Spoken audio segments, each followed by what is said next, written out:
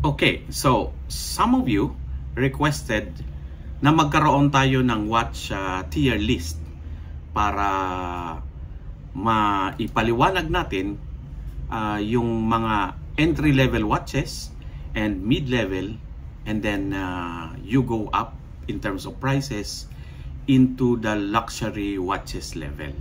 So first of all, let me make a pronouncement that from my personal point of view, watches are supposed to be very personal in nature, and so I'm making a disclaimer that this is purely my view, and you may actually agree or disagree with me when it comes to the opinion that I'm going to present in this video. So para sa akin, ang entry-level watches would be 10,000 pesos and below, or at least around that cut-off purchase price, no? And then yung mid-level would be somewhere a little bit above 10,000 all the way to around 30,000. And then as you go up, yung mga 30,000 up, I think for a regular Filipino madlang people, medyo luxurious na siguro yung 30,000 peso watch. Of course, if you are a watch collector, at some point you don't really care about the price, as long as the happiness that it brings you is tantamount to the value that you feel like you're willing to spend for the watch, no? Okay, having set that aside, umpisahan natin, no? So entry level muna tayo. Para sa akin, ang unang-una na entry level pero bang for buck, yung Maserati watches. Meron silang mga quartz na watch, and I think these are good quality watches. Some of them even use Swiss movement. Pero yung quartz ng Maserati ay highly affordable, below 10,000. Some can go down to as low as 7,000, at may nakita pa ako mga around 6,000 plus. Number 2 would be the Casio quartz watches, no? Katulad ng Edifice, no? Medyo may pangalan na yan, and yet if you look at the price, it would still be below 10,000. So still affordable, pero wala kang masabi sa quality because Casio watches actually use Japanese movement. So wala kang katalo-talo. And another Japanese watch is called Alba. Ayan, makakakita ka rin ng mga affordable.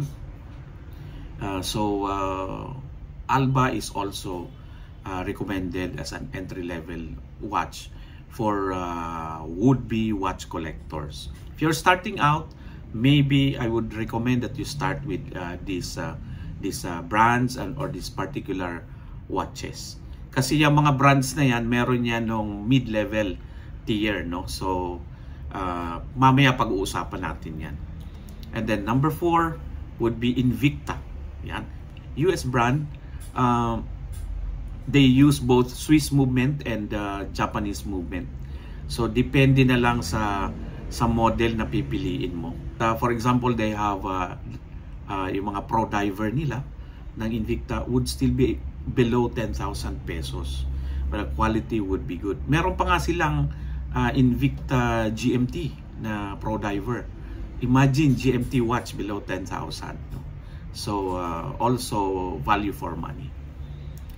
And then number 5, in terms of quality, hindi mo rin matatawaran ang quality ng G-Shock, no? So go for it as well. Medyo ang G-Shock lang would tend towards mga digital watches, pero well tested yan pagdating sa durability, no? In fact, there are Casio G-Shock collaboration. Ayun, magaganda rin yun. So if you can if you would go for these particular models, yung collab ng Casio and G-Shock, go for it. Value for money. And then number 6 for me is the brand called Police. Oo, when I was younger, I bought my first police watch. Very durable. In fact, I ended up really wanting to buy more police watches. But however, as a collector, ang lagi kong iniisip is that I should only choose one model per brand. And then if I have to choose another one, I really will have to consider letting go of the first one I got. So nandun pa ako sa stage na yon, that one model per brand lang muna, no, unless it's a very compelling reason to get a second watch of the same brand. Anyway, okay, police, no, sa experience ko, it's very durable at medyo flashy siya. Meron siyang mga designs that would fit mga teenagers and even young professionals, no. Medyo maganda rin ang kanyang designs. The next one would be a brand called Wenger, which is a European brand, but they do use Japanese movements as well. At then and then yung kanyang range, meron siyang mga watches during sale periods, no, especially close to Christmas, that could be as low as around 5,000 pesos, but the quality you can really see and feel, no, once you handle the watch, you can feel like this should be a 15,000 peso watch. But then you get a good price close to the holidays, so watch out for it when they go on sale. Next one, number 8, would be Seiko. Of course, you can't have a first tier or entry-level tier without mentioning Seiko 5. Seiko 5, around 8,000, okay na siya, no? Definitely Japanese, and the models are also a good range. And the Seiko 5 that I got is actually a two-tone pearl face 44mm model. Napakaganda niya at napakatibay. Some people would recommend other watches like Casio and G-Shock as their beater watch. Yung beater, ibig sabihin pambugbugan, pangharabas. But I use my Seiko 5 two-tone, no? Kasi para siyang dress watch, but then it's so versatile na kahit naka-jeans ka, you can wear it as a rugged watch as well, no? So Seiko 5 could be should definitely be in the list. Number 9 natin is Timex. Yung Timex, it's so popular and abounding that people think it's a people's watch, no? Meaning that you can see it everywhere, and you don't feel like wearing something or using something that is worn by everybody. You want to be a bit different when it comes to watches. But Timex, may mga modelo sila that you would really be proud to wear. Katulad ng Expedition, yung North nila, no? So still consider, have a look. Pag nakakita kayo ng boutique shop, take a look at the variety of Timex watches that you can buy, and they're also always very well priced, no? Below 10,000, definitely you can get a very, very good model. In fact, for me, if I'm going to choose a field watch, I will go with Timex, but I'm still evaluating, so we'll get there soon, and I'm going to tell you more about it if I got a Timex rather than a Bowderi or a Bertucci. Okay, so number 10 natin would be San Martin. San Martin are typically priced above 10,000, but once in a while, you can encounter San Martin models that are below 10,000. Kaya isinama ko na rin siya sa listahan ng entry level tier natin. Probably mga diver watches ng San Martin would be above 10. But as I said, there would be specific models, no, na would still be below 10,000. Okay, and kanina I mentioned Bertucci. Bertucci is a watch categorized under the micro brands, and this one would typically have field watches generally, big numbers para quick glance and you are able to tell the time. That's the whole idea with field watches, no? Parang even if you're doing something very tedious or yung rugged, you take a quick look and there you go, big numbers, clear crystal. So Bowdery could be the same category with Bertucci. Check out that micro brand as well. You'll be surprised, they make quality watches. You won't see them here in the Philippines very often, pero if you check out Amazon.com, you can see a couple of models, and also you can go into their own website. Number 13, Tactical Frog. Except yung pangalan medyo ano ba yan?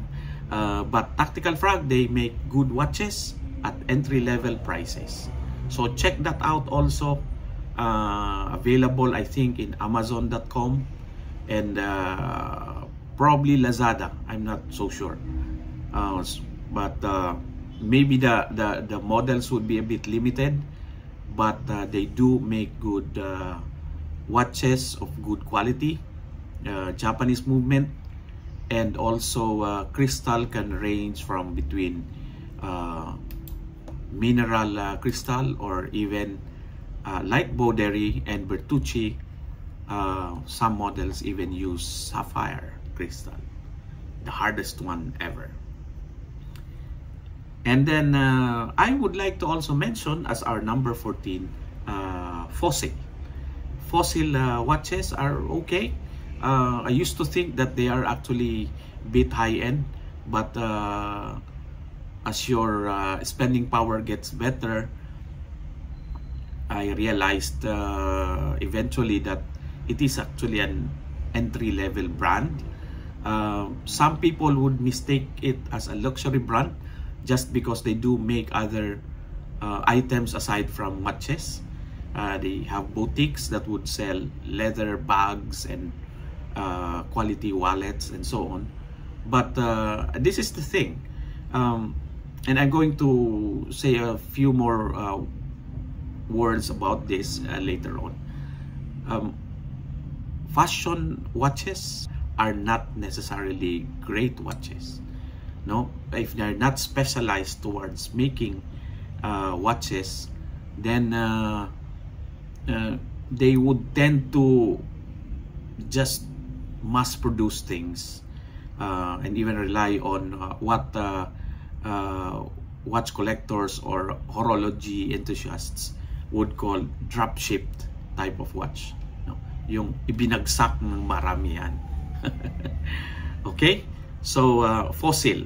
But if you examine closely, of course, you can always find quality watches that they make or they sell. And just do a bit more of research as to what to look for to make sure that you're buying a good one. And the next one, number 15, is Militado. They are available. Some models you can find in Lazada. So check that out. Militado is more the military type of watch, in a sense na rugged siya talaga, NATO straps. You won't find the big case sizes like 40 millimeters maybe ang maximum, and then they go down to around 36 millimeters because they are designed to be pangharabas talaga, no? Sa mga mountaineers, trekkers, and so on. And typically Militado would have also good water resistance ratings, no? So if you're out there in the elements, this is the watch to go for. So it's good to have one in your collection actually. And to mention a few others, so you can look at Watch Dives or Addis Dive, Korgyo, Heimdallr, Baltani, Cistern. Ito yung mga brands that other watch reviewers would mention, but you won't see here in the Philippines, so you have to go online, have a look at what they offer. Ang Cistern tend to make colorful watches, but guys like me at my age, I don't really go for those types, so I'll just mention them anyway. And the others like Korgyo, Heimdallr, Baltani, they make homage watches.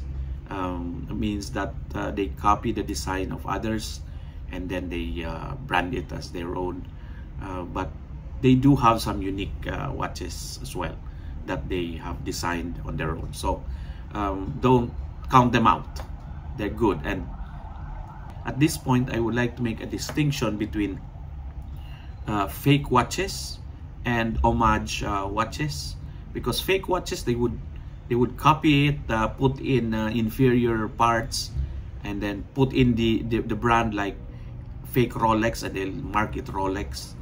No, but homage watches, they copy maybe the general design, put in some unique features, but they will brand it as their own brand. That means that they're not gonna sell the watch to you purporting to be something else, no, purporting to be a luxury watch. So in fact, at least for example, if you wanna have a Rolex Oyster, no, but you can't afford it yet, then you can go for let's say a Citizen Gioiosa that looks a little bit like the Rolex Oyster. So you can have a look-alike, but it's not fake, it's still Citizen, which is actually a good brand, Japanese brand. Okay, and now at this point, let's go back to fashion watches. Okay, brands like Anne Klein, Michael Kors, Armani Exchange, Hugo Boss, Tommy Hilfiger, and so on, and many others.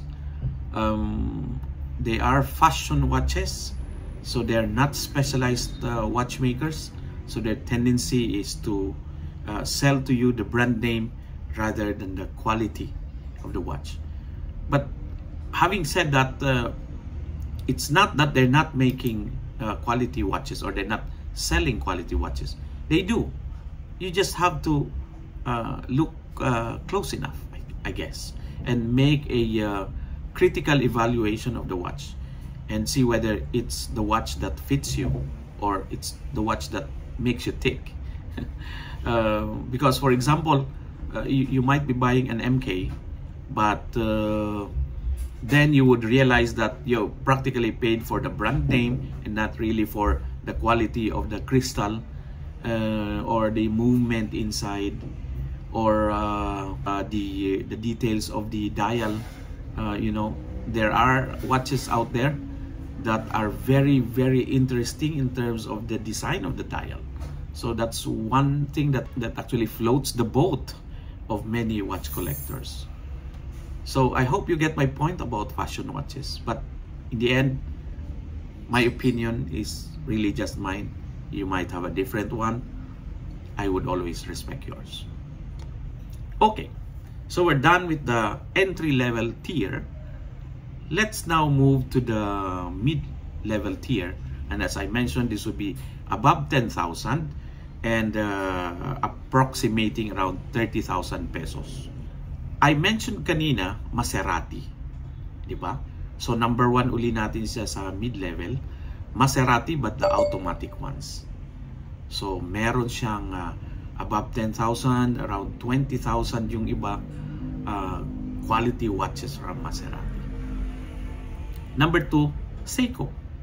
Not the Seiko 5, but Seiko Prospex, for example. They have watches that could really be all the way up to 30,000, maybe even a little bit over. No, yung mga diver watches na Seiko. very good quality watches, definitely Japanese movement. The workmanship is great.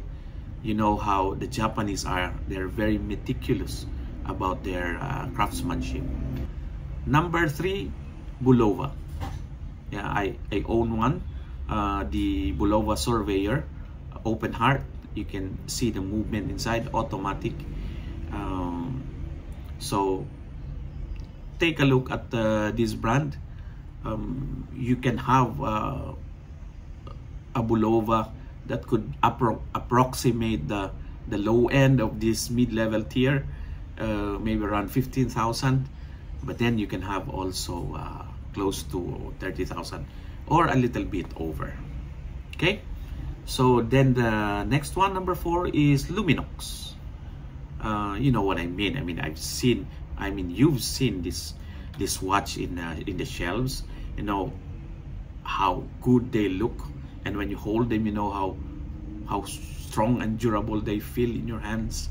So I'm not gonna say more about this one, but just to mention that they are number 4 in our list in the mid-level tier.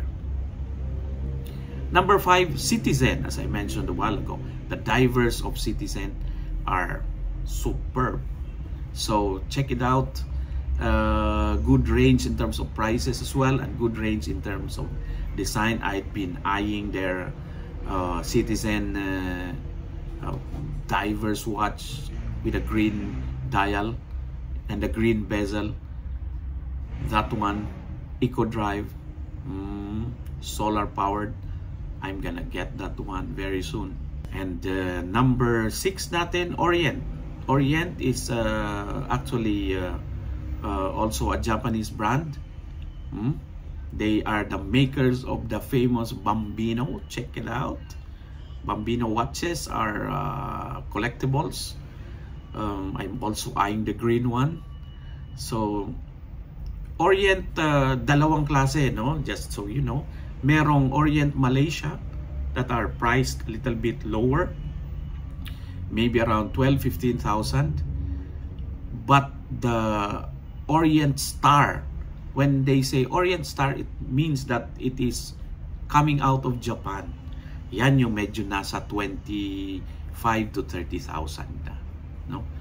Orient Star is Japanese, Orient is elsewhere. And then mid-level, the entry of Philip Stein. They have a signature watch, entry level, that you can buy at around 22,000, I think, or 25,000. But then that's the only model you're gonna get below 30,000. Everything else would be above that. So that means Philip Stein would actually be part of our luxury watches list later on. But they do have one model that is below 30. Number 8 is Spinnaker or Spinnaker. This one is a very versatile watch. They make divers as well. They have a lot of choices in terms of colors, and the reviews are very good. I think late last year they came out with 50 Phantoms, collaboration with a French artist called Second, and that one is a collectible one, so I'm going to chase that one. So Spinnaker, it's a good brand. I have not seen that in many places, but I've seen it in Ayala Feliz along Marcos Highway. Check that one out. Okay, and number 9 in our mid-tier list is Hamilton. Hamilton watches are very famous in Europe. They do make very good chronographs. So I actually own one. Very good experience with Hamilton so far. I have tried changing the strap to different colors. It's so versatile that I have yet to find a strap that doesn't go with the Hamilton chronograph very well. Number 10 in our list in the mid-level range is Solville et Titus. I just got one from Kuala Lumpur.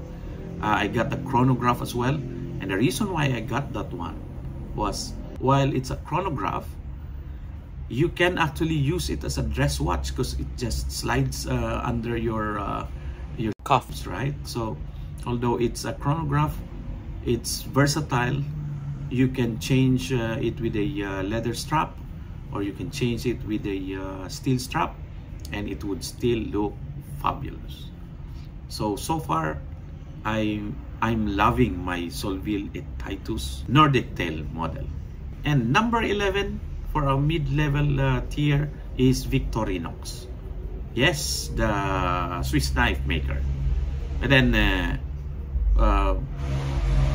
same category as Luminox. Quality-wise, these are Swiss brands, so you can expect them to have good heritage, good lineage. Victorinox, I'm just not so sure whether they have the range in terms of the pricing scheme. They would tend to be gravitating towards above 20, I would reckon. I would say the same with Hanoa, Swiss military watch brand, around the same category with Luminox and Victorinox.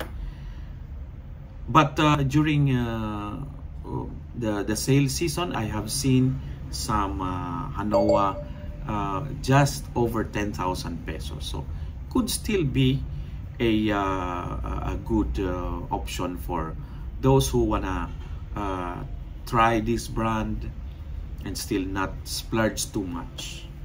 Okay, so that's our mid-tier list, and now let's go to our 30,000 pesos and above list.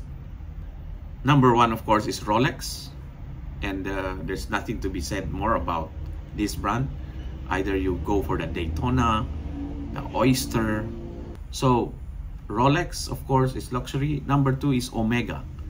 Omega is the maker of the James Bond watches. Every James Bond movie, at least in the latter part where you have Daniel Craig as James Bond, these movies would always feature one Omega watch. For example, the Seamaster was featured in two Daniel Craig James Bond movies. So I remember Quantum of Solace and Skyfall.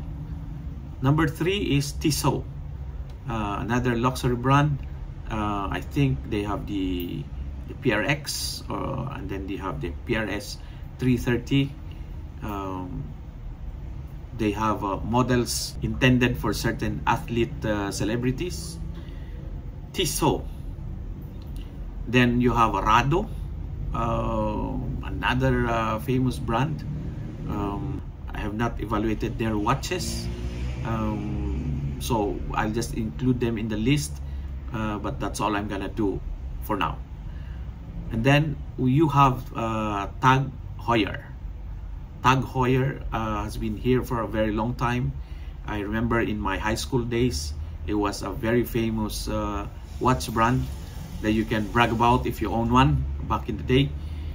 They are still here and they are still luxury. And then, as I mentioned a while ago, Philippe Stein.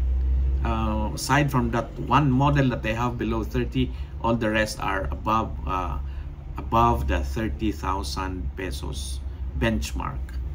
So you have also a good choice in terms of when you purchase a Philippe Stein, you will have a choice of purchasing the straps separate from the watch.